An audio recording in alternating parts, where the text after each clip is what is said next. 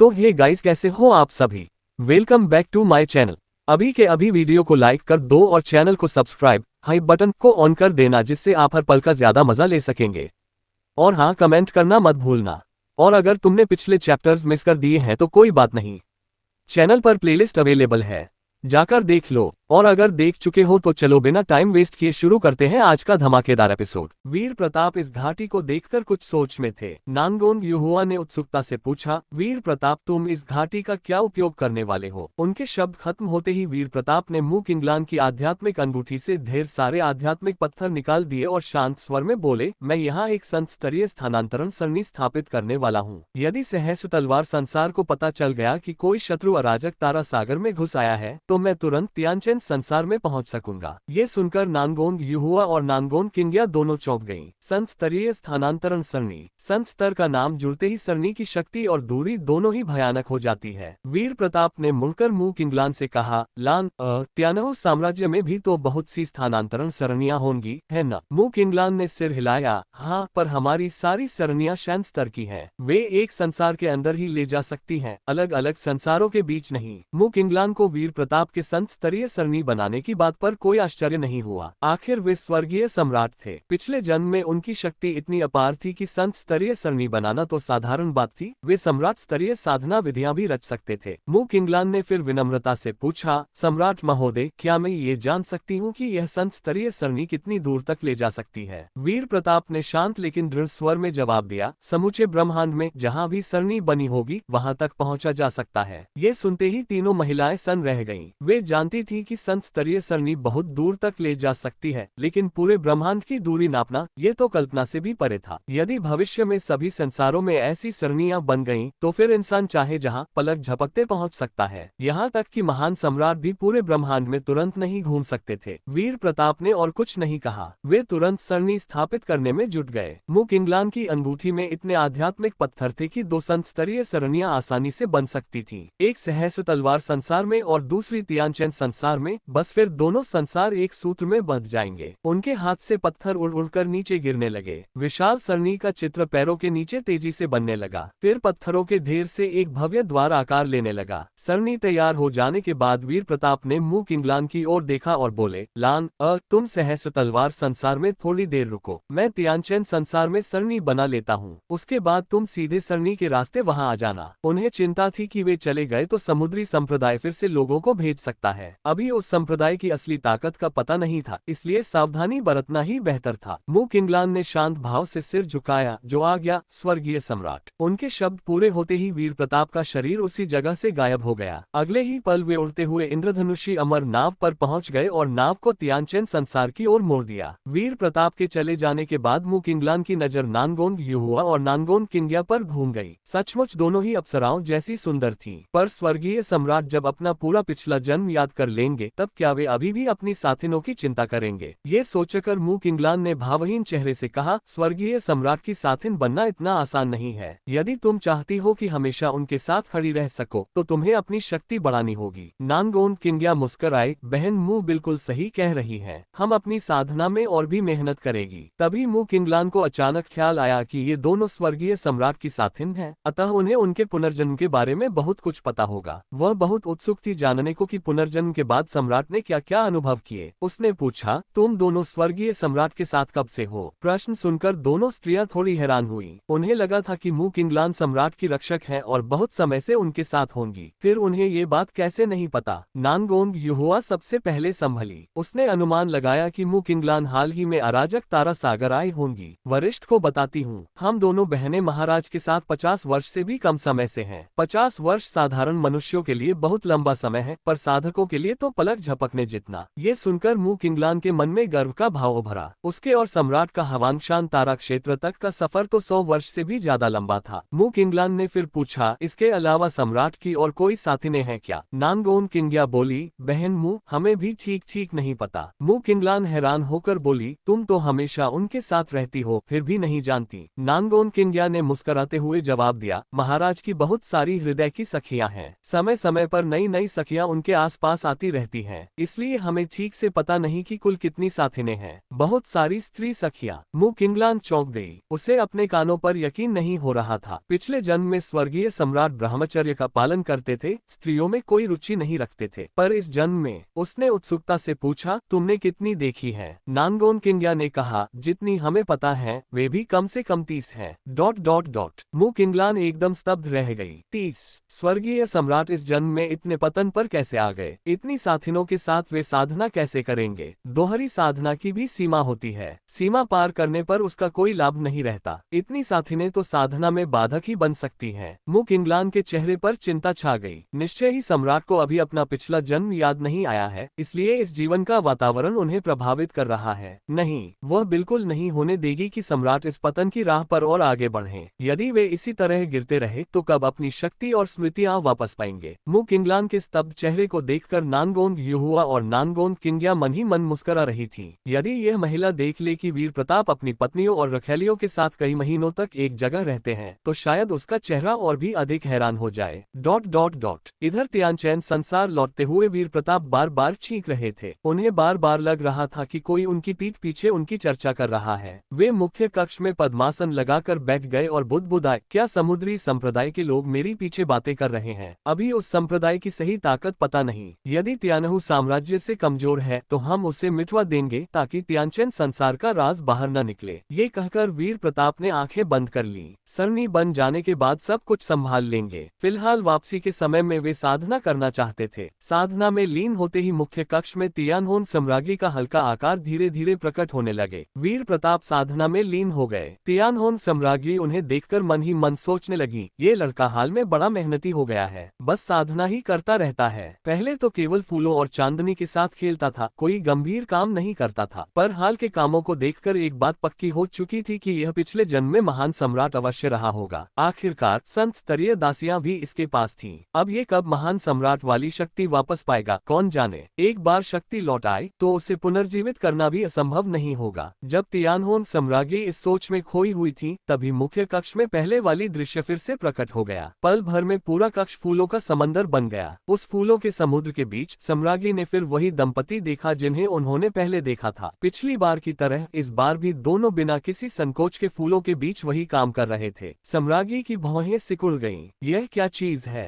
भ्रम या कोई क्षेत्र? उनकी आत्मा शक्ति काफी हद तक वापस आ चुकी थी, फिर भी वे समझ नहीं पा रही थी कि ये दृश्य कैसे बन रहा है। वीर प्रताप का शरीर बिल्कुल अचल था। यह न तो कोई दूसरा संसार था, न ही साधारण भ्रम। क्या ये कोई क्षेत्र है? पर वीर प्रताप के क्षेत्र में और लोग कैसे? सम्राज्ञी उस नीच दंपति की ओर बढ़ी। इस बार वे तेजी से उनके पास पहुंच गईं। स्त्री की कराहटें अब उनके कानों तक पहुंच रही थीं। दंपति को इतने करीब देखकर सम्राज्ञी सतर्क हो गईं। दृश्य अत्यंत विचित्र था। तभी अचानक एक स्त्री की आवाज उनके मन में गूंजी, तुम जल्द ही पुनर्जीवित होने वाली हो। ये सुनकर तियानहोन सम्राज्ञी स्तब्ध रह गईं। यही आवाज थी जिसने उन्हें बताया था कि उड़ते इंद्रधनुषी अमर नाव का स्वामी उन्हें पुनर्जीवित कर सकता है, और शायद यही आवाज उनकी आत्मा को इस नाव से बांधे हुए थी। सम्राज्ञी ने तुरंत पूछा, तुम कौन हो? पर उस स्त्री की आवाज फिर से नहीं आई। सम्राज्ञी की नजर फिर उस दंपति पर पड़ी। अजीब बात थी, उन्हें लगा कि वह आवाज फूलों के बीच कराह रही स्त्री की ही थी। क्या वह स्त्री जो फूलों में लेटी है? वे और सोच पाती, उससे पहले ही वह दंपति धीरे धीरे उठा और उनकी ओर मुड़ गया। स्त्री ने जब सिर घुमाया तो सम्राज्ञी फिर सन्न रह गई। वह स्त्री बिल्कुल उनकी तरह दिख रही थी। यह क्या हो रहा है? सम्राज्ञी को केवल स्त्री का चेहरा ही नहीं, पुरुष का चेहरा देखकर भी गहरा आघात लगा। वह पुरुष बिल्कुल वीर प्रताप जैसा था। होश में आने पर सम्राज्ञी क्रोध से भर गईं। भ्रम हो या कुछ और, इन दोनों ने उनकी शक्ल धारण करके ऐसी गंदी हरकतें की हैं। यह उनके अपमान के समान था। सम्राज्ञी ने ठंडे स्वर में हुंकार भरी और अपनी आत्मा शक्ति छोड़ दी उस दंपति पर हमला करने के लिए, पर उनकी सारी शक्ति समुद्र में गिरे कंकड़ की तरह बिना किसी प्रभाव के विलीन हो गई। फिर भी उन्होंने हार नहीं मानी, दोबारा आत्मा शक्ति जुटाए। तभी वह स्त्री जो बिल्कुल उनकी तरह दिख रही थी फिर बोली, ये तुम्हारा भाग्य है। सम्राज्ञी और भी क्रोधित हो गईं। अब उन्हें सब समझ आ गया। इस स्त्री ने उन्हें इस नाव पर बांधकर वीर प्रताप के पुनर्जन्म का इंतजार कराया था ताकि वे उनकी भट्ठी बन सकें।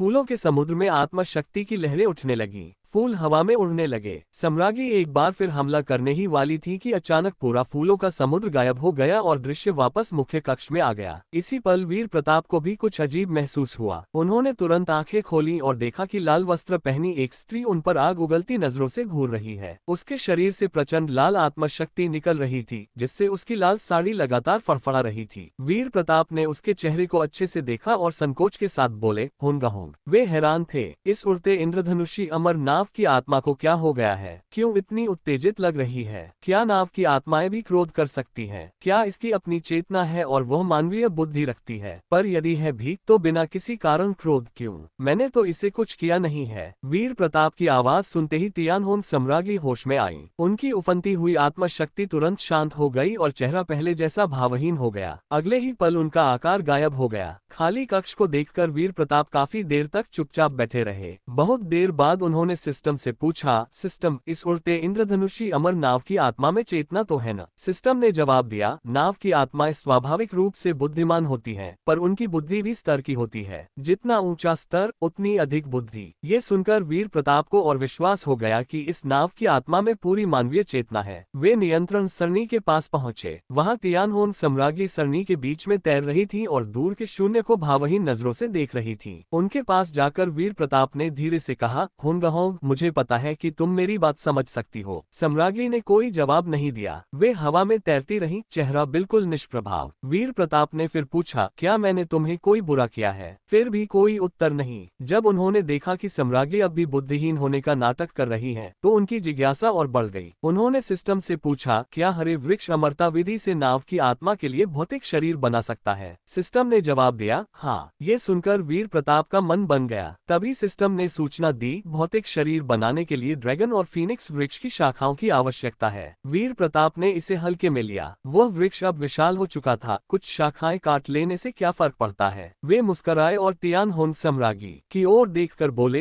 होंगहोंग, क्या तुम भौतिक शरीर चाहती हो? मैं तुम्हारे लिए एक शरीर बना सकता हूँ ताकि तुम मनुष्य की तरह जी सको। वीर प्रताप के शब्द सुनकर तियानहोन सम्राज्ञी के चेहरे पर पहली बार कोई हलचल हुई। उनके भावहीन चेहरे पर क्षण भर के लिए आश्चर्य की छाया दौड़ गई। वीर प्रताप उनकी ओर टकटकी लगाए देख रहे थे, इसलिए यह बदलाव उन्होंने तुरंत महसूस कर लिया। मन ही मन वे मुस्कुराए। जैसा उन्होंने सोचा था ठीक वैसा ही था। इस उड़ते इंद्रधनुषी अमर नाव की आत्मा अब लगभग पूरी तरह मानवीय बुद्धि रखती थी, बस छिपाए जा रही थी। क्यों छिपा रही है? क्या वह सचमुच इतनी डरपोक है? तियानहोन सम्राज्ञी को वीर प्रताप की बात पर यकीन ही नहीं हो रहा था। यह मनुष्य कह रहा है कि वह उसके लिए भौतिक शरीर बना देगा। यदि शरीर बन गया तो क्या वह सचमुच पुनर्जीवित हो जाएगी? यह अभी संत स्तर तक भी नहीं पहुंचा है, फिर ऐसा चमत्कार कैसे कर सकता है? सम्राज्ञी के मन में गहरा संदेह था, क्या यह मुझे धोखा दे रहा है? ये सोचकर उन्होंने फिर से अनभिज्ञ होने का नाटक कर लिया। वीर प्रताप जब देख रहे थे कि सम्राज्ञी अब भी चुप है, तो उन्हें हंसी भी आए और झुंझलाहट भी। अभी तो चेहरा बदल गया था, अब फिर से अनसुनी कर रही है। पता नहीं इस आत्मा के मन में क्या चल रहा है। क्या मुझे बेवकूफ समझ रखा है? आखिरकार वह उसकी स्वामिनी थी, फिर भी उससे इस कदर सतर्कता बरत रही थी। छोड़ो, तियानचेन संसार पहुंचने के बाद शरीर बना दूंगा, फिर देखूंगा कैसे नाटक करती है। ये सोचकर वीर प्रताप मुड़ गए और मुख्य कक्ष में वापस जाकर साधना में लीन हो गए। उनके चले जाने के बाद तियानहोन सम्राज्ञी की भौहें सिकुड़ गईं। वे अभी भी पूरी तरह विश्वास नहीं कर पा रही थी, पर अचानक उन्हें फूलों वाले समुद्र वाली स्त्री की वह आवाज याद आ गई। उसने कहा था कि वह जल्द पुनर्जीवित होने वाली है। यदि वह सच कह रही थी तो क्या वाकई वीर प्रताप में उन्हें पुनर्जीवित करने की शक्ति है? पर अभी तो वह केवल वापसी शून्य क्षेत्र की शक्ति रखता है। भले ही पिछले जन्म में महान सम्राट रहा हो, बिना शक्ति पूरी लौटे वह महान सम्राट वाली ताकत कैसे दिखा सकता है? बिना सम्राट शक्ति के किसी को पुनर्जीवित करना कैसे संभव है? छोड़ो, सोचने से क्या फायदा, कुछ समय बाद पता चल ही जाएगा। यदि सचमुच वह पुनर्जीवित हो गई तो फिर क्या करेगी? क्या वीर प्रताप को छोड़कर चली जाएगी, या इसी के पास रहकर नाव की आत्मा बनकर नाटक करती रहेगी? यदि वह उसे सचमुच पुनर्जीवित कर देगा तो उस पर बड़ा ऋण हो जाएगा। फिर फिर उसे छोड़कर जाना इतना आसान नहीं होगा। सम्राज्ञी ने अंत में फैसला किया कि समय आने पर देखा जाएगा, अभी सोच सोचकर क्या करना। कई महीने बीत गए। अंत में वीर प्रताप त्यानचंद संसार लौट आए। इस बार उन्होंने वापस आते ही अपनी पत्नियों और सखियों के पास जाने की बजाय एक सुनसान द्वीप चुन लिया और वहां स्थानांतरण सरणी बनाने का काम शुरू कर दिया। उनके लौटने का आभास होते ही युन शियान न तो उनकी पत्नियों के पास गई, न ही रखैलियों के पास। वह सीधे उस द्वीप पर पहुंच गई जहां वीर प्रताप काम कर रहे थे। उस समय वीर प्रताप ने ढेर सारे आध्यात्मिक पत्थर निकालकर सरणी बनाने की तैयारी कर ली थी। तभी पीछे से युन शियान की व्यंग्यात्मक आवाज आए, अजीब बात है, इतने दिनों बाद घर लौटे हो, फिर भी सबसे पहले अपनी पत्नियों और रखैलियों के पास जाने की बजाय यहाँ सरणी बना रहे हो। पहले यदि वीर प्रताप कई दिन बाहर रहते तो लौटते ही एक एक करके सबके पास जाते और उनके साथ समय बिताते। युन शियान की आवाज सुनकर वीर प्रताप ने मुड़कर नहीं देखा। उन्होंने दोनों हाथ उठाए, अपनी आध्यात्मिक शक्ति छोड़ी और सारे पत्थर हवा में उड़ा दिए। सरणी बनाते हुए शांत स्वर में बोले, जल्दी क्या है, सरणी बन जाने दो, फिर तुम सबके साथ खूब समय बिताऊंगा। युन शियान उनके पास आकर खड़ी हो गई। उसकी नजर उन उत्तम श्रेणी के आध्यात्मिक पत्थरों पर पड़ी। इतने उत्तम पत्थर तुम्हें कहाँ से मिले? अराजक तारा सागर तो बंजर क्षेत्र है, वहाँ इतने उत्तम पत्थर कहाँ से आएंगे? युन शियान को शक हो गया कि वीर प्रताप कहीं अराजक तारा सागर के बाहर किसी दूसरे तारा क्षेत्र में गए होंगे। वीर प्रताप ने सरलता से जवाब दिया, पिछले जन्म का एक मित्र दे गया। ये सुनकर युन शियान को समझा गया, पिछले जन्म में उनका पद इतना ऊंचा था कि इतने पत्थर उनके लिए कुछ भी नहीं थे। पर यदि पिछले जन्म के मित्र उन्हें ढूंढ निकले हैं तो शत्रु भी शायद अब जान गए होंगे कि वे अराजक तारा सागर में हैं। जल्द ही पुराने शत्रु द्वार पर दस्तक दे सकते हैं। ये सोचकर युन शियान ने वीर प्रताप की ओर देखा। इस समय वे पूरी तरह गंभीर थे। सफेद वस्त्र हवा में लहरा रहे थे। वे बिल्कुल निर्वासित देवता जैसे लग रहे थे। यह विद्रोही शिष्य अपने पुराने शत्रुओं से निपट लेगा। हर बार संकट में भी वह किसी न किसी तरह सुरक्षित निकल ही आता है। उसके पास अभी भी बहुत से छिपे अस्त्र होंगे। मुझे ज्यादा चिंता करने की जरूरत नहीं। ये सोचकर युन शियान चुप हो गई और चुपचाप एक तरफ खड़ी होकर वीर प्रताप को सरणी बनाते हुए देखने लगी। वीर प्रताप ने बताया नहीं था कि वे किस प्रकार की सरणी बना रहे हैं। युन शियान को बड़ा कौतूहल था। तभी हवा में तैरते पत्थर नीचे गिरने लगे और दूर एक वृत्ताकार चबूतरा बन गया। फिर पत्थर ऊपर उठकर एक विशाल द्वार का रूप लेने लगे। सरणी पूरी होते ही उससे सुनहरी किरणें निकलने लगी। अगले ही पल त्यानचंद संसार का भाग्य अचानक उफन पड़ा। संसार के भाग्य में उथल पुथल मचते ही उसकी शक्ति सारे साधकों तक पहुंच गई। पूरे त्यानचंद संसार के साधकों को लगा कि उनकी साधना गति कई गुना बढ़ गई है। बहुत से साधक जो बाधा पर अटके थे उसी पल टूटकर आगे बढ़ गए। वीर प्रताप सरणी को देखकर थोड़े आश्चर्यचकित रह गए। उन्होंने सोचा भी नहीं था कि सिर्फ एक स्थानांतरण सरणी बनाने से संसार का भाग्य इतना बढ़ जाएगा। होश में आने पर युन शियान ने सीधे पूछा, ये कैसी सरणी है? वीर प्रताप ने मुस्कुराते हुए जवाब दिया, संत स्तरीय स्थानांतरण सरणी। युन शियान चौंक गई। संत स्तरीय स्थानांतरण सरणी? उसने आज तक ऐसी कोई सरणी सुनी तक नहीं थी। युन किंशु की स्मृतियां होने के बावजूद भी नहीं। वीर प्रताप ने उसकी ओर मुड़कर मुस्कुराते हुए कहा, इस ब्रह्मांड में जहां भी संत स्तरीय सरणी बनी होगी हम पलक झपकते वहां पहुंच सकते हैं। युन शियान अवाक होकर उन्हें देखती रह गई। तुम मजाक तो नहीं कर रहे? वीर प्रताप शांत स्वर में बोले, चलो आजमा कर देखते हैं। ये कहकर वे सीधे सरणी के द्वार की ओर बढ़ गए। अगले ही पल द्वार के बीच में एक काला भावर बन गया, मानो लोगों को अपने अंदर खींचने को तैयार हो। वीर प्रताप को द्वार के पास जाते देख युन शियान भी उनके साथ साथ चल पड़ी। चूंकि यह पहली बार सरणी का उपयोग कर रहे थे इसलिए वीर प्रताप को पूरी तरह विश्वास नहीं था। उन्होंने युन शियान का हाथ अपने हाथ में थाम लिया ताकि यदि स्थानांतरण मार्ग के अंदर कोई समस्या आए तो दोनों अलग न हो जाएं। वीर प्रताप का हाथ थामकर युन शियान के मन में एक अजीब सा एहसास हुआ। हालांकि दोनों कई बार घनिष्ठ रूप से एक हो चुके थे, पर इस बार साधारण हाथ पकड़ने भर से उसे लग रहा था जैसे वह कोई छोटी सी लड़की हो गई हो। फिर भी युन शियान ने हाथ नहीं छुड़ाया। उसने अपनी पांचों उंगलियां फैलाकर वीर प्रताप की उंगलियों में अपनी उंगलियां पिरो ली। वीर प्रताप ने अपना हाथ सरणी के द्वार की ओर रखा। अगले ही पल द्वार के चौखट पर एक चमकता प्रतीक उभर आया। तुरंत उसके सामने एक विशाल तारों का नक्शा प्रकट हो गया जिसमें एक लाल बिंदु तेजी से टिमटिमा रहा था। वह बिंदु ठीक सहस्त्र तलवार संसार की जगह था। वीर प्रताप ने सीधे उस लाल बिंदु को चुन लिया और युन शियान का हाथ थामे द्वार की ओर बढ़ गए। द्वार में कदम रखते ही चारों ओर अंधेरा छा गया। फिर उनके सामने एक लंबा स्थानांतरण मार्ग खुल गया जिसमें असंख्य छोटी छोटी प्रकाश किरणें नाच रही थीं। वीर प्रताप उन्हें अच्छे से देख भी नहीं पाए थे कि अचानक तेज रोशनी चमक उठी। उस ब्लाइंडिंग प्रकाश से दोनों को आंखें बंद करनी पड़ी। जब आंखें खोली तो वे एक सुंदर घाटी में खड़े थे। घाटी से थोड़ी दूरी पर हरे वस्त्र पहने एक स्त्री पद्मासन लगाए बैठी थी और उसके पास एक आध्यात्मिक तलवार हवा में तैर रही थी। सरनी से निकलती आध्यात्मिक ऊर्जा को महसूस करते ही मुंह किंगलान ने तुरंत आंखें खोल दी।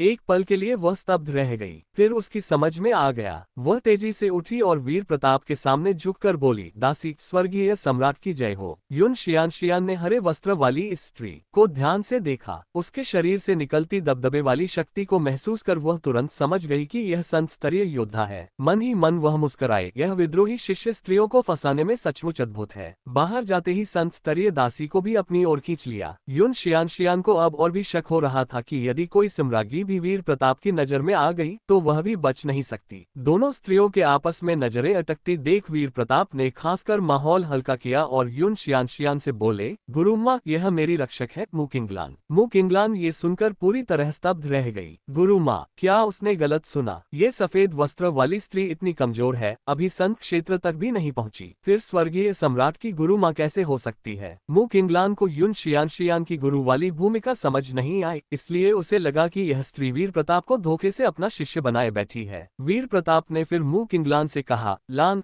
यह मेरी गुरुम्मा है। मुंह किंगलान ने युन शियान को गहरी नजर से देखा और थोड़े नाराज स्वर में बोली, वरिष्ठ को प्रणाम। युन शियान ने मुंह किंगलान की आंखों में छिपी जलन को तुरंत भांप लिया। वह मुस्कुराए और सहज भाव से बोली, तुम सम्राट की रक्षक हो, हम दोनों बराबर हैं, इतना बड़ा प्रणाम करने की जरूरत नहीं। मुंह किंगलान ने मन में सोचा कि इस स्त्री में थोड़ी समझ तो है, पर फिर भी उसके मन में बेचैनी बनी रही। उसे शक था कि इसने सम्राट की स्मृति नष्ट होने का फायदा उठाकर उन्हें अपना शिष्य बना लिया है। इसी बीच दूर से दो प्रकाश की किरणें चमकी और अगले ही पल नानगोन युहुआ तथा नानगोन किंग्या सरनी के सामने प्रकट हो गई। वीर प्रताप और युन शियान को देखते ही दोनों को समझ आ गया कि संत स्तरीय सरनी सफलतापूर्वक बन गई है। अब वे कभी भी तियानचेन संसार जा सकते हैं और वीर प्रताप भी जब चाहे यहाँ आ सकते हैं। इस सोच से दोनों स्त्रियों को लगा कि सहस्र तलवार संसार आने का उनका उद्देश्य ही व्यर्थ हो गया। वे तो सोचकर आई थी कि यहाँ आकर पूरी शक्ति से साधना करेगी, पर वीर प्रताप ने ये सरनी बना दी। चाहे जो हो, यही हमारा भाग्य है, दोनों ने मन ही मन सोचा और इस बात को टाल दिया। वीर प्रताप ने नानगोन युहुआ और नानगोन किंग्या की ओर देखकर कहा, युहुआ, किंग्या, यदि कभी तियानचेन संसार वापस जाना चाहो तो इस सरनी का इस्तेमाल कर लेना। दोनों मन ही मन सोच रही थी, बिना वजह तियानचेन संसार क्यों जाएं? वे तो मन शुद्ध करने और साधना करने आई हैं। यदि बीच बीच में सरनी से वापस जाकर वीर प्रताप के साथ वह काम करती रहीं तो साधना का मन ही कहाँ रहेगा। पर बाहर से दोनों ने एक साथ कहा, जो आ गया महाराज। वीर प्रताप ने मुंह किंगलान की ओर मुड़कर कहा, लान, अब तुम भी हमारे साथ तियानचेन संसार चलो। मुंह किंगलान ने भावहीन चेहरे से जवाब दिया, जो आ गया सम्राट महोदय। बाहर से तो वह शांत दिख रही थी, पर अंदर से उसका मन उत्तेजित था। नानगोन बहनों से उसने तियानचेन संसार के बारे में काफी कुछ सुन लिया था, पर फिर भी उसे यकीन नहीं हो रहा था कि वीर प्रताप की 30 से भी ज्यादा साथिनें हैं। वह खुद जाकर देखना चाहती थी कि सचमुच ऐसा है या नहीं। यदि इतनी साथिनें हैं तो सम्राट की साधना बुरी तरह प्रभावित होगी, उनकी शक्ति और स्मृति लौटने में देरी होगी। यदि नानगोन बहनों की बात सही है तो उसे कोई रास्ता निकालना ही होगा कि सम्राट का मन फिर से साधना की ओर लौटे। वीर प्रताप को मुंह किंगलान के मन में क्या चल रहा है इसकी कोई खबर नहीं थी। जब मुंह किंगलान उनके पास आ गई तो उन्होंने अपना दूसरा हाथ आगे बढ़ाया और बोले, लान, ये तुम्हारा पहली बार सरनी इस्तेमाल करना है, सुरक्षा के लिए मेरा हाथ थाम लो। यह है। मुंह किंगलान चौंक गई। उसने कभी सपने में भी नहीं सोचा था कि स्वर्गीय सम्राट खुद उसे हाथ थामने के लिए आगे बढ़ेंगे। एक पल के लिए वह घबरा गई। चेहरा तो भावहीन रखा, पर उसके सुंदर गालों पर हल्की सी लाली छा गई। युन शियान ने ये बदलाव तुरंत देख लिया और मन ही मन पक्का कर लिया कि यह रक्षक वाली स्त्री भी वीर प्रताप की औरत बन चुकी है। बेशक वह इस बात की आदी थी, उसे कोई जलन नहीं हुई। वीर प्रताप की स्त्री बनना हो तो जलन से बचना ही पड़ता है, वरना रोज जलती रहोगी। जब मुंह किंगलान ने हाथ नहीं बढ़ाया तो वीर प्रताप ने पूछा, क्या हुआ? मुंह किंगलान होश में आए और बोली, नहीं, कुछ नहीं सम्राट महोदय, क्षमा करें। ये कहकर उसने अपनी मूंग जैसी चमकती उंगलियों वाला हाथ आगे बढ़ा दिया। वीर प्रताप ने उसकी कलाई पकड़ ली। कलाई पर पड़ी गर्माहट से मुंह किंगलान और भी घबरा गई। उसने तुरंत अपनी आध्यात्मिक ऊर्जा घुमाकर खुद को शांत किया। अगले ही पल वीर प्रताप दोनों स्त्रियों का हाथ थामे सीधे सरनी के द्वार की ओर बढ़ गए। पहली बार की तरह इस बार भी मार्ग बहुत छोटा रहा। एक चमकती रोशनी के साथ तीनों तियानचेन संसार में पहुंच गए। तियानचेन संसार लौटते ही वीर प्रताप ने मुंह किंगलान का हाथ तुरंत नहीं छोड़ा। इससे मुंह किंगलान की नजर अनायास ही उनके हाथ पर चली गई। युन शियान ने ये सब देखा और शांत स्वर में बोली, चेन, क्या तुमने किंगलान के लिए कोई साधना कक्ष तैयार कर रखा है? उसकी आवाज सुनकर वीर प्रताप प्रताप को होश आया। उन्होंने मुंह किंगलान का हाथ छोड़ दिया और बोले, लान पहले मैं तुम्हें मेरे महल में ले चलता हूँ। मुंह किंगलान होश में आए, पर उसके मन में हल्का सा निराशा का भाव उभर आया। वीर प्रताप के साथ तियानचेन संसार पहुँचते ही मुंह किंगलान स्तब्ध रह गई। यहाँ की आध्यात्मिक ऊर्जा की घनत्व देखकर उसकी आंखें फैल गईं। अराजक तारा सागर जैसे सूने और बंजक क्षेत्र में भी ऐसा संसार है जहाँ आध्यात्मिक ऊर्जा इतनी प्रचुर और जीवंत है। तियानहु संसार की तुलना में तो यहाँ की ऊर्जा कई गुना अधिक थी। क्या पूरा तारा क्षेत्र की सारी आध्यात्मिक ऊर्जा इसी एक संसार में इकट्ठा हो गई है, जिस वजह से बाकी क्षेत्र इतना निर्जन और सूना पड़ा है। मुंह किंगलान को यह नहीं पता था कि तियानचेन संसार में इतनी प्रबल आध्यात्मिक ऊर्जा का कारण खुद वीर प्रताप ही है, क्योंकि अभी वे अपना सम्राट स्तरीय कल्टिवेशन वापस नहीं पा सके थे। जब वह इस आश्चर्य में खोई हुई थी, वीर प्रताप ने छाया स्थानांतरण विधि से उसे सीधे काले ड्रैगन नगर में ले आए। काला ड्रैगन नगर अब बेहद समृद्ध और चमकदार हो चुका था। पृथ्वी की आधुनिक चीजें यहाँ खूबसूरती से घुल मिल गई थी।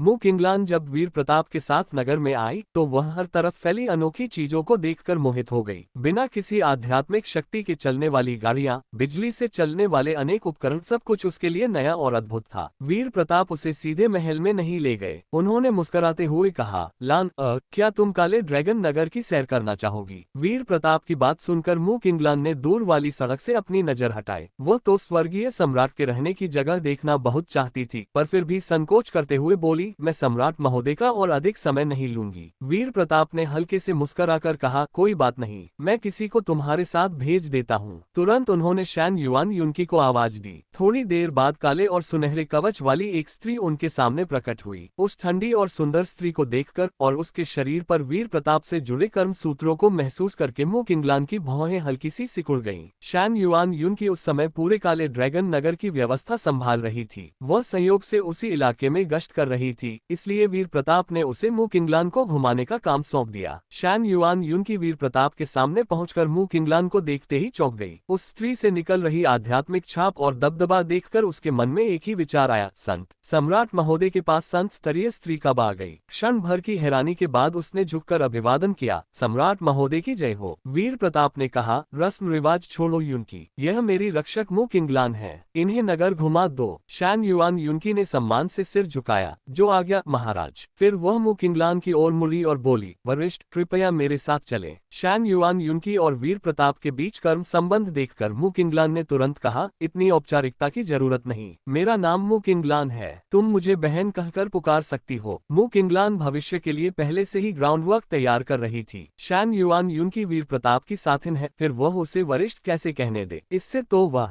स्वयं वीर प्रताप से एक पीढ़ी ऊपर चली जाती। शैन युआन युनकी ने उसकी बात का मतलब तुरंत समझ लिया। इतने वर्षों से वीर प्रताप के साथ रहते हुए उसे अच्छी तरह पता था कि मुंह किंगलान की असली भूमिका क्या है। रक्षक तो वीर प्रताप ही इनकी लग रहे हैं, और किस तरह के रक्षक ये कहना मुश्किल है। उसने सहजता से कहा, ठीक है बहन मुंह, मेरे साथ चलो। इसके बाद मुंह किंगलान शैन युआन युनकी के साथ नगर की सैर पर निकल गई। जब मुंह किंगलान चली गई, तब वीर प्रताप युन शियान को लेकर सीधे महल लौट आए। महल में पहुंचते ही उन्होंने देखा कि चेन वानरोग और अन्य स्त्रियां एक साथ बैठकर साधना की समस्याओं पर चर्चा कर रही थीं। अचानक वीर प्रताप और युन शियान को देखते ही सब स्त्रियां उठकर अभिवादन में झुक गईं। स्वर्गीय सम्राट की जय हो। वीर प्रताप मुस्कुराए और बोले, सब बहनों, इतनी औपचारिकता की क्या जरूरत है? वे कई बार कह चुके थे कि उनके सामने झुकने की जरूरत नहीं, पर स्त्रियां आदत पड़ जाने से हर बार झुक ही जाती थीं, खासकर जब बहुत सारी एक साथ हों। बेशक अकेले में वे सब औपचारिकता भूल जाती थीं। वीर प्रताप की नजर वू युनवान पर पड़ी। उसकी सुंदर और कुलीन मुद्रा देखकर वे मुस्कुराए और बोले, वू युनवान, मैंने एक नई रक्षक पाई है, उसके लिए महल में उचित महल कक्ष का प्रबंध कर दो। वो युनवान उस समय महल की सारी व्यवस्था संभालती थी। महल की हर बात उसे अच्छी तरह पता थी, इसलिए वीर प्रताप ने यही काम उसे सौंपा। स्त्रियों को आश्चर्य हुआ, रक्षक, वीर प्रताप को भी रक्षक की जरूरत है। और ऊपर से उन्होंने कहा कि उन्होंने खुद रक्षक को ढूंढा है। रक्षक सामान्यतः जिसकी रक्षा करता है उससे ज्यादा शक्तिशाली होता है। वीर प्रताप इतने बलशाली हैं, तो उनकी रक्षक तो और भी। स्त्रियां अभी इस बात पर विचार ही कर रही थी कि युन शियान ने धीरे से एक बात जोड़ दी, वह स्त्री है और बेहद सुंदर भी। ये सुनते ही सबकी समझ में आ गया। स्पष्ट था कि यह रक्षक वाली बात सिर्फ नाम की है, असल में तो सब स्त्रियां उन्हें घूरने लगी।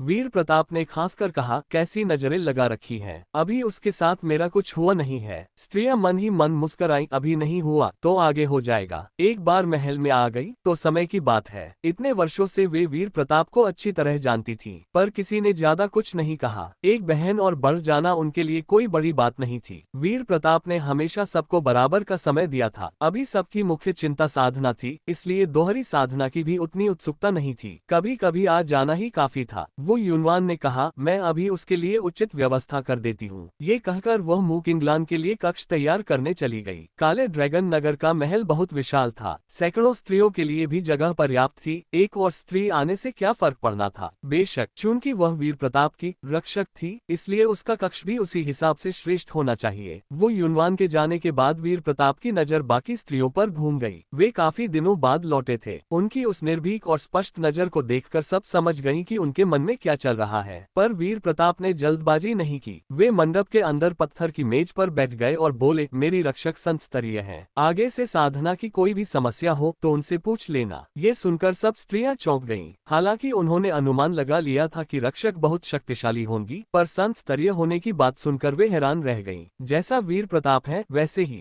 संत स्तरीय स्त्री भी उनके हाथ से नहीं बच सकी। इधर मूक इंग्लान काले ड्रैगन नगर की अनोखी चीजों को देखकर पहले ही दंग रह चुकी थी। साधकों की मदद से तियानचेन संसार औद्योगिक युग में प्रवेश कर चुका था और पूरा नगर आधुनिक वस्तुओं से भरा पड़ा था। वीर प्रताप के साथ तियानचेन संसार आकर मूक इंग्लान हैरान रह गई। यहाँ की आध्यात्मिक ऊर्जा की घनत्व और शुद्धता देखकर उसके मन में एक अद्भुत आश्चर्य भर गया। अराजक तारा सागर जैसे निर्जन और सूने क्षेत्र में भी ऐसा संसार है जहाँ आध्यात्मिक ऊर्जा इतनी प्रचुर और जीवंत बह रही है। तियानहु संसार से तो ये कहीं अधिक समृद्ध थी। क्या पूरे तारा क्षेत्र की सारी ऊर्जा इसी एक संसार में इकट्ठी हो गई है, जिस वजह से बाकी जगह इतनी बंजर हो गई। मूक इंग्लान को अभी यह नहीं पता था कि तियानचेन संसार की यह अपार ऊर्जा खुद वीर प्रताप के कारण ही है, क्योंकि वे अभी अपना सम्राट स्तरीय बल वापस नहीं पा सके थे। इसी आश्चर्य में खोई मूक इंग्लान को वीर प्रताप ने छाया स्थानांतरण से सीधे काले ड्रैगन नगर पहुंचा दिया। काला ड्रैगन नगर अब बेहद समृद्ध और जीवंत हो चुका था। साधना और आधुनिक तकनीक का अद्भुत मेल यहाँ स्पष्ट दिख रहा था। अन्य साधना संसारों में साधक शक्ति पाते ही साधारण लोगों वाले काम खुद कर लेते थे, इसलिए वहाँ तकनीक का विकास रुक जाता था और सबका ध्यान सिर्फ अमृतत्व की खोज पर रहता था। नतीजा, उत्पादन बेहद कम, साधारण लोगों का जीवन कठिन। पर तियानचेन संसार अलग था। यहाँ साधना के साथ साथ तकनीक भी फल फूल रही थी, जिससे आम लोगों का जीवन भी सुंदर और सुखमय हो गया था। इस अनोखे संसार को देखकर मूक इंग्लान के मन में वीर प्रताप के लिए और भी गहरा सम्मान जाग उठा। स्वर्गीय सम्राट सचमुच महान है। उन्होंने ऐसा अद्भुत संसार रच दिया है, इसीलिए शायद इस संसार का भाग्य इतना प्रबल है। शैन युआन युनकी के साथ मूक इंग्लान कई गलियों में घूमी। उसने बहुत सी आधुनिक चीजें देखी और कुछ खरीद भी ली। शैन युआन युनकी ने कहा कि ये राजकीय कारखानों में बनी है, जरूरत हो तो मुफ्त मंगवा सकती है। पर मूक इंग्लान ने फिर भी कुछ चीजें खरीद ली। नगर इतना विशाल था कि घूमते घूमते शाम हो गई। मूक इंग्लान ने सोचा कि अब वह वीर प्रताप की रक्षक बन चुकी है, आगे बहुत समय मिलेगा नगर देखने को। इसलिए उसने शैन युआन युनकी से महल ले चलने को कहा। महल में कदम रखते ही मूक इंग्लान ने कई अप्सरा जैसी सुंदर स्त्रियों को देखा। हर एक के शरीर पर वीर प्रताप से जुड़े कर्म सूत्र स्पष्ट दिख रहे थे। इसे देखकर मूक इंग्लान की भौहें सिकुड़ गईं। अब उसे नानगोंड बहनों की बात पर पूरा विश्वास हो गया। इस जन्म में स्वर्गीय सम्राट सचमुच पतन की राह पर चल रहे हैं। इतनी सारी मोहक स्त्रियों के बीच रहकर वे साधना पर ध्यान कैसे दे पाएंगे? यदि ध्यान नहीं दिया तो कब उनकी शक्ति और स्मृतियां लौटेंगी? नहीं, उसे किसी भी कीमत पर वीर प्रताप को इस पतन की राह से रोकना होगा। तभी वो यूनवान आगे बढ़ी और सम्मान से झुककर बोली, वरिष्ठ को प्रणाम। मेरा नाम वो यूनवान है। मैं सम्राट महोदय की मुख्य साथिन हूँ। आपके लिए महल में उत्तम कक्ष तैयार कर दिया गया है, कृपया मेरे साथ चलें। मूक इंग्लान होश में आए और तुरंत बोली, इतनी औपचारिकता की जरूरत नहीं, आगे से मुझे बहन कहकर पुकारो। हालांकि मूक इंग्लान को इन मोहिनी योग से चिढ़ थी, पर वे वीर प्रताप की साथिन थीं। खुलकर झगड़ना ठीक नहीं था, रिश्ते अच्छे रखने ही पड़ेंगे। बहन सुनकर सब स्त्रियां समझ गईं। अब उन्हें मूक इंग्लान और वीर प्रताप के बीच का असली रिश्ता साफ हो गया था। वो यूनवान मुस्कुराई, ठीक है बहन मू, मेरे साथ आइए। वह मूक इंग्लान को उसके कक्ष की ओर ले चली। उसका कक्ष यून शियान के कक्ष के ठीक बगल में था। जाते हुए जब वे यून शियान के कक्ष के पास से गुजरी तो मूक इंग्लान को हल्की हल्की कराहटें सुनाई दी। वह रुक गई।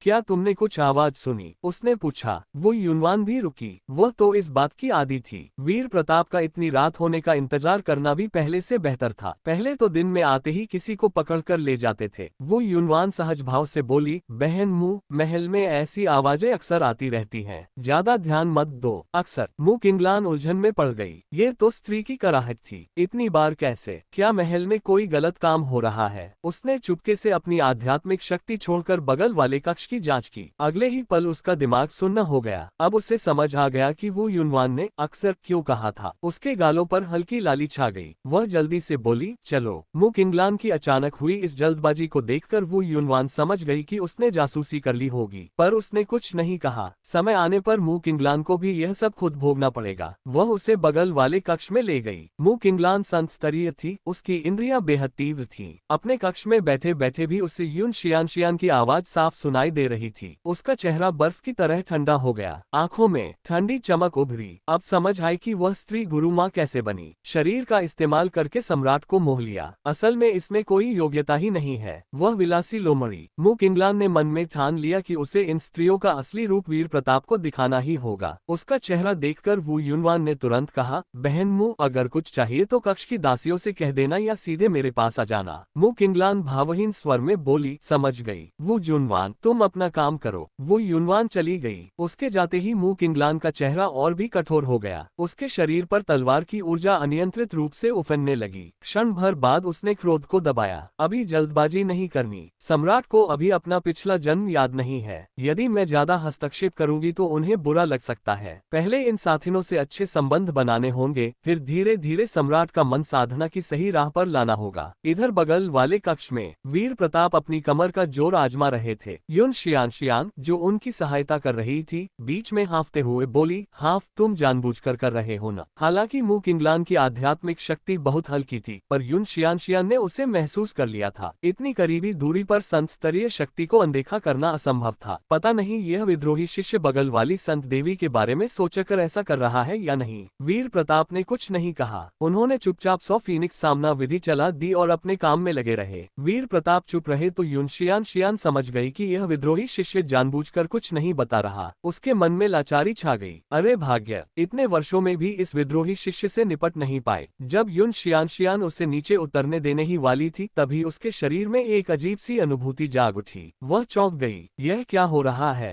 अभी तो समय नहीं आया था। फिर यह अचानक, अगले ही पल वह अनुभूति और तेज होती चली गई। यून शियान का होश उड़ गया। कितना समय बीता पता नहीं। जब होश वापस आया तो उसकी आंखों में आंसू थे। वह सीधे वीर प्रताप को घूर रही थी, नजर में शिकायत और लाचारी भरी हुई थी। उसकी इस वेदनापूर्ण और नाजुक मुद्रा को देखकर वीर प्रताप की आग और भड़क उठी। यून शियान हाँफते हुए बोली, यह क्या हुआ? तुमने क्या किया? वीर प्रताप हंसे और बोले, कुछ नहीं, मैंने तो कुछ किया ही नहीं। यून शियान ने ठंडी सांस ली। उसे विश्वास नहीं हुआ। अपना शरीर तो उसे अच्छी तरह पता था, अभी तो उसका मन भी नहीं बना था। फिर अचानक ऐसा कैसे? साफ था कि इस विद्रोही शिष्य ने कोई चाल चली है। ये शिष्य स्त्रियों को वश में करने के अनेक तरीके जानता था। कौन जाने किस कुपथ की विद्या कहीं से सीख लाया हो। यून शियान कुछ कहने ही वाली थी कि वीर प्रताप अचानक झुके, एक हाथ से उसकी कमर को जकड़ लिया और उसके लाल अधरों को अपने होठों से सील कर दिया। ओ, यून शियान को फिर वही तीव्र अनुभूति हुई। ये दुष्ट। उसका क्रोध पल भर में पिघल गया और अगले ही क्षण उसका दिमाग पूरी तरह खाली हो गया। समय बीतता गया। यून शियान को धीरे धीरे समझ आने लगा कि हर बार जब उसकी भावनाएं उफनती हैं, तो इसका कारण यह विद्रोही शिष्य ही है। शायद इसने कोई विशेष विधि लगा रखी है, जिससे दोनों की भावनाएं एक दूसरे से जुड़ गई हैं। ये सोचकर यून शियान के मन में विचित्र भाव उठे। दोहरी साधना से उसे अब चिढ़ नहीं थी। आखिर वीर प्रताप उसका अपना पुरुष था, पर उसे यह बात खटक रही थी कि उसने इस तरह चालाकी से उसे बेसुध कर दिया। अब यून शियान बिस्तर पर लेटी थी। उसकी नजर वीर प्रताप पर टिकी हुई थी। वीर प्रताप अब शांत हो चुके थे। वे उसे ऊपर से देख रहे थे, जबकि उनके हाथ उसके शरीर पर घूम रहे थे। यून शियान ने फिर पूछा, बताओ, इस बार तुमने कौन सी विधि इस्तेमाल की? वीर प्रताप ने प्यार से उसके बालों पर हाथ फेरा और बोले, क्या हो सकता है कि मैंने कुछ नहीं किया और तुम्हें खुद ही ऐसा अनुभव हुआ? यून शियान ने नाक सिकोड़ी, क्या मुझे बेवकूफ समझ रखा है? जब वीर प्रताप समझ गए कि उनकी चाल पकड़ी जा चुकी है, तो उन्होंने हार मान ली और सीधे स्वीकार कर लिया, यह एक दोहरी साधना की विधि है। इससे दोनों पक्षों की भावनाएं एक हो जाती हैं, जिससे साधना में ज्यादा लाभ होता है। यून शियान ने उन्हें आंखें दिखाई, फिर बोली, यहाँ आगे से इस विधि का इस्तेमाल मत करना। वीर प्रताप ने पूछा, क्यों?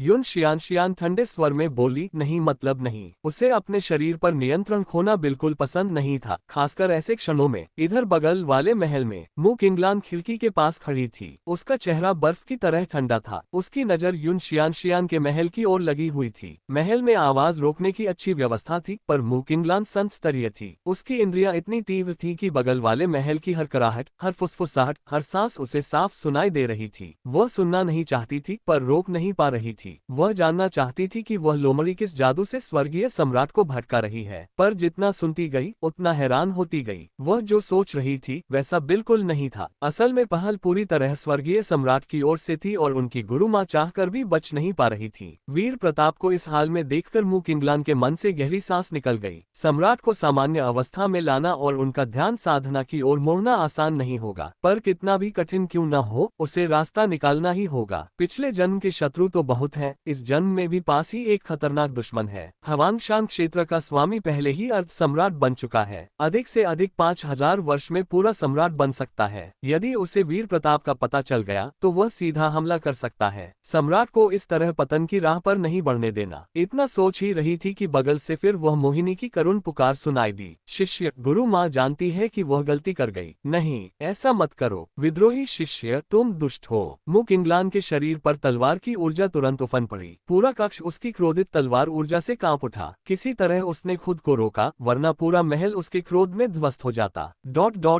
1 महीना पलक झपकते बीत गया। युन शियान पूरी तरह थककर चूर हो चुकी थी और मुकिंगलान सुन्न हो चुकी थी। उसे सपने में भी नहीं सोचा था कि स्वर्गीय सम्राट इस जन्म में इतने नीचे गिर गए हैं। उसके मन में चिंता का पहाड़ खड़ा हो गया। वह कुछ कर भी नहीं पा रही थी। तभी एक दासी उसके शयन कक्ष में आए और एक पैकेट चाय रखते हुए बोली, वरिष्ठ, ये साधना के लिए प्रयुक्त वो दाव चाय है। मुख्य साथिन ने कहा कि यदि आप चाहें तो इसे पीकर देख सकती हैं। मुकिंगलान अपनी चिंता से बाहर आए और दासी के हाथ में रखे चाय के पैकेट को अविश्वास से देखने लगी। वो दाव चाय, सच या झूठ? संत स्तरीय होने के नाते उसे इस चाय की कीमत अच्छी तरह पता थी। जो अर्थ सम्राट स्तर पर टूटने वाले होते हैं उनके लिए एक प्याला वो दाव चाय ब्रह्मांड बदल सकती है। वीर प्रताप के साथ तियानचेन संसार आकर मुकिंगलान हैरान रह गई। दासी के हाथ में रखे चाय के पैकेट को देखकर मुकिंगलान की आंखें अविश्वास से फैल गईं। क्या तुम्हारे हाथ में सचमुच वो दाव चाय है? वो दाव चाय इतनी दुर्लभ होती है कि एक पत्ता भी नसीब हो जाए तो भाग्य मानना चाहिए, और ये दासी पूरा पैकेट लेकर आई है। ये निश्चित रूप से वह वो दाव चाय नहीं हो सकती जिसके बारे में वह जानती है। दासी ने विनम्रता से कहा, वरिष्ठ, यही वह दाव चाय है जिसे महल की साथिनें पीती हैं। इससे साधना की गति बढ़ जाती है। दासी की बात सुनकर मुकिंगलान को यकीन हो गया कि यह उसकी समझ वाली दाव चाय नहीं है। शायद कोई साधारण आध्यात्मिक चाय होगी जो साधना तेज करती हो, पर चूंकि यह स्वर्गीय सम्राट की साथिन ने भेजी है तो नजरअंदाज करना ठीक नहीं। अच्छी नीयत का सम्मान करना चाहिए। ये सोचकर मुकिंगलान ने हाथ हिलाया। दासी के हाथ से चाय का पैकेट उड़कर उसके हाथ में आ गया। उसने उदासीन स्वर में कहा, मुख्य साथिन को मेरी ओर से धन्यवाद कहना। दासी ने सिर झुकाया, जो आज्ञा वरिष्ठ।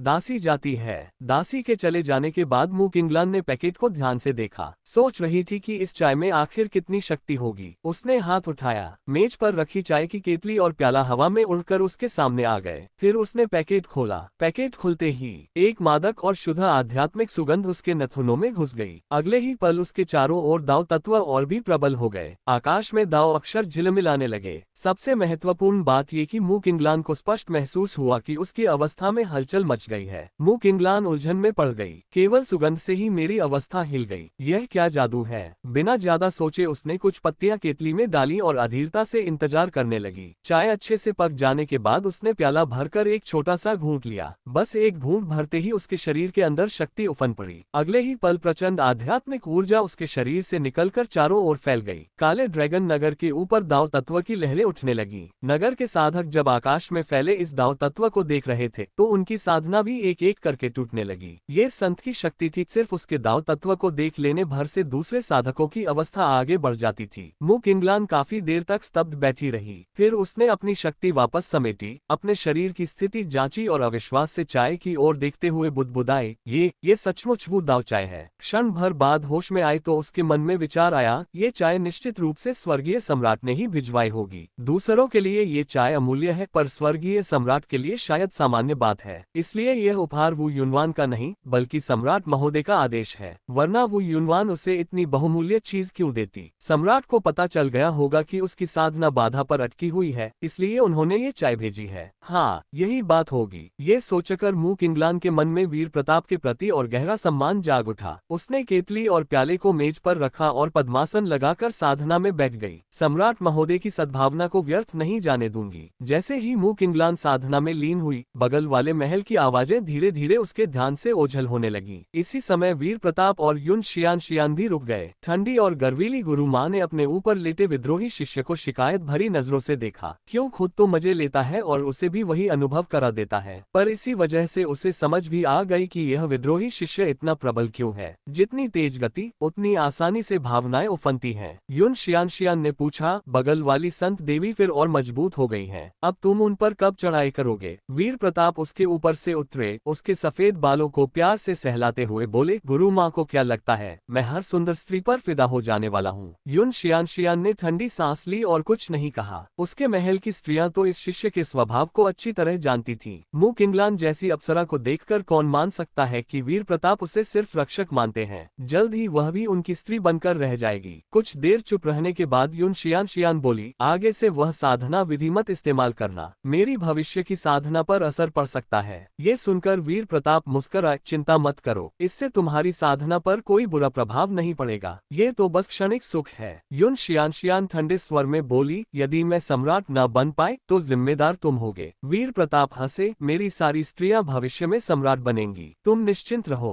युन शियान ने और बहस नहीं की, जो करना है करे। आखिरकार वह तो उसके द्वारा जीत ली जा चुकी थी। वीर प्रताप ने उसे अपनी छाती से लगा लिया, करवट बदलकर उसे अपने ऊपर लिटा लिया और बड़े हाथ से उसकी पीठ सहलाने लगे ताकि उसके मन की उथल पुथल शांत हो जाए। तूफान के बाद की यह शांति युन शियान को बहुत प्रिय थी, शारीरिक सुख से कहीं बढ़कर आत्मिक सुख। पिछले 1 महीने का तीव्र आनंद तो अनमोल था, पर वह उसके लिए बहुत तेज था। उसे यही पसंद था, चुपचाप वीर प्रताप की गर्माहट में समाकर पड़ा रहना। कई घंटे बाद युन शियान ने धीरे से कहा, तुम इतने दिनों बाद लौटे हो, अब जाकर अपनी बाकी स्त्रियों से भी मिल लो। वह जानती थी कि वह वीर प्रताप को अपने पास नहीं रोक सकती। 1 महीना उसके लिए काफी था, अब दूसरों को मौका देना चाहिए। वीर प्रताप ने कुछ नहीं कहा, बस उसे और कसकर अपनी बाहों में भर लिया और उसकी कोमल त्वचा को महसूस करते रहे। वे जानते थे कि उन्हें सबके साथ न्याय करना है, बाद में दूसरी स्त्रियों के पास जाना ही है, पर अभी बस इस पल की शांति का आनंद लेना चाहते थे। कुछ घंटे और बीतने के बाद दोनों ने साथ नहाया और फिर वीर प्रताप अपनी अन्य पत्नियों और साथिनों के पास हाजिरी लगाने चले गए। इधर मु किंगलान साधना में पूरी तरह डूबी हुई थी। उसे पता ही नहीं चला कि वीर प्रताप अब कहाँ काम कर रहे हैं। जब तक कोई खतरा नहीं, उसका ध्यान बाहरी दुनिया से पूरी तरह कटा रहता था। आधा महीना बीत गया। मु किंगलान ने अंत में संत स्तरीय चौथे चरण को पूरी तरह स्थिर कर लिया। पूरे शरीर में शक्ति उफन रही थी। उसके चेहरे पर आनंद छा गया। जितनी शक्तिशाली बनूंगी उतना ही अच्छे से इस युग के स्वर्गीय सम्राट की रक्षा कर पाऊंगी। सम्राट का नाम सोचते ही वह चौंक गई। तुरंत बगल वाले महल की जांच की। युन शियान ध्यान में बैठी थी, पर वीर प्रताप वहां नहीं थे। मु किंगलान ने राहत की सांस ली। उसने सोचा कि अब सम्राट साधना में लग गए होंगे। ये सोचकर उसने अपनी दिव्य चेतना फैलाई और वीर प्रताप को ढूंढने लगी। अगले ही पल वह बिजली की तरह सन रह गई। वीर प्रताप युन शियान के महल से निकलकर एक और बड़े शयन कक्ष में पहुंच गए। बीच में एक विशाल बिस्तर था, जिसमें आसानी से 1 दर्जन से अधिक लोग सो सकते थे। उस समय वीर प्रताप वहां अपनी रानियों और साथिनों के साथ व्यस्त थे। इसे देखकर मु किंगलान का क्रोध फूट पड़ा। स्वर्गीय सम्राट को इस हाल में देखकर उसके मन में आग लग गई। ये सब इन मोहिनियों का किया धरा है। उसके मन में एक विकराल विचार आया, इन सारी मोहिनियों को मार डालूं। पर तुरंत उसने खुद को रोका। वह वीर प्रताप की दासी है। स्वामी के बिना पूछे उनके लोगों को मारना घोर अपराध है, खासकर जब स्वामी स्वयं स्वर्गीय सम्राट हो। यदि उसने ऐसा किया तो सम्राट और वह शत्रु बन जाएंगे। भले ही ये स्त्रियां सम्राट को भटका रही हो, पर इनसे निपटना सम्राट का काम है। जब उन्हें अपना पिछला जन्म याद आएगा। अभी उसे सिर्फ एक काम करना है, सम्राट को जगाना। पर जगाएं कैसे? इधर वीर प्रताप अपनी रानियों के साथ व्यस्त थे। वो युनवान और अन्य स्त्रियां उनके आक्रमण के सामने पूरी तरह हार चुकी थीं। वे सिर्फ कराह कर दया की भीख मांग रही थीं। वीर प्रताप काले ड्रैगन नगर में ज्यादा दिन नहीं रुके। सिर्फ आधा महीना बीता कि उन्होंने वहां अपनी विजय पूरी कर ली। जब मु किंगलान ने देखा कि आखिरकार सब कुछ शांत हो गया, तो उसने राहत की सांस ली। अब सम्राट महोदय सारा ध्यान साधना पर लगाएंगे, उसने सोचा। ऐसे कामों के बाद कुछ समय की शून्यता तो आती ही है। उस समय स्त्रियों का प्रभाव कम होता है और सम्राट को साधना करनी चाहिए। पर मु किंगलान की यह कल्पना पूरी तरह गलत साबित हुई। नहा धोकर वीर प्रताप ने छाया स्थानांतरण विधि से सीधे मु किंगलान के शयन कक्ष में प्रकट हो गए। मु किंगलान बगल वाले कमरे की जासूसी कर रही थी। अचानक वीर प्रताप को सामने देखकर वह घबरा गई। वह संत स्तरीय थी।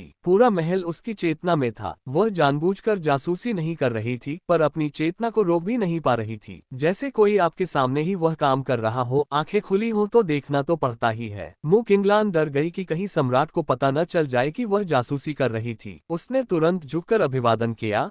स्वर्गीय सम्राट की जय हो। वीर प्रताप हल्के से मुस्कुराए, रस्म रिवाज छोड़ दो, तियानचेन संसार में कैसा लग रहा है? मु किंगलान ने जवाब दिया, सम्राट महोदय, यहाँ की आध्यात्मिक ऊर्जा तियानहु संसार से भी कहीं अधिक शुद्ध और प्रबल है। साधना के लिए बहुत उत्तम जगह है। वीर प्रताप बोले, धीरे धीरे आदत पड़ जाएगी। वैसे मैं यान शहर के साम्राज्य महल में वापस जा रहा हूँ, क्या तुम भी मेरे साथ चलोगी? महल में रहते हुए मु किंगलान ने दासियों से महान शिया राजवंश के बारे में पूछ लिया था। उसे यान शहर के महल के बारे में भी पता चल गया था। वहाँ भी बहुत सी मोहक स्त्रियां होंगी। ये सोचकर उसके मन में बेचैनी छा गई। क्या सम्राट महोदय काले ड्रैगन महल में इतना समय बिताने के बाद अब यान शहर के महल में भी वही सब करने वाले हैं? मु किंगलान ने कहा, सम्राट महोदय का शुक्रिया, मैं हमेशा आपके साथ रहना चाहती हूँ। वीर प्रताप बोले, अच्छा तो चलो अभी चलते हैं। ये कहकर उन्होंने हाथ हिलाया। अगले ही पल दोनों यान शहर के साम्राज्य महल के फेग्यून हॉल में पहुंच गए। उस समय हॉल में बहुत सी सुंदर स्त्रियां इकट्ठी थीं। आज मासिक चाय समारोह का दिन था।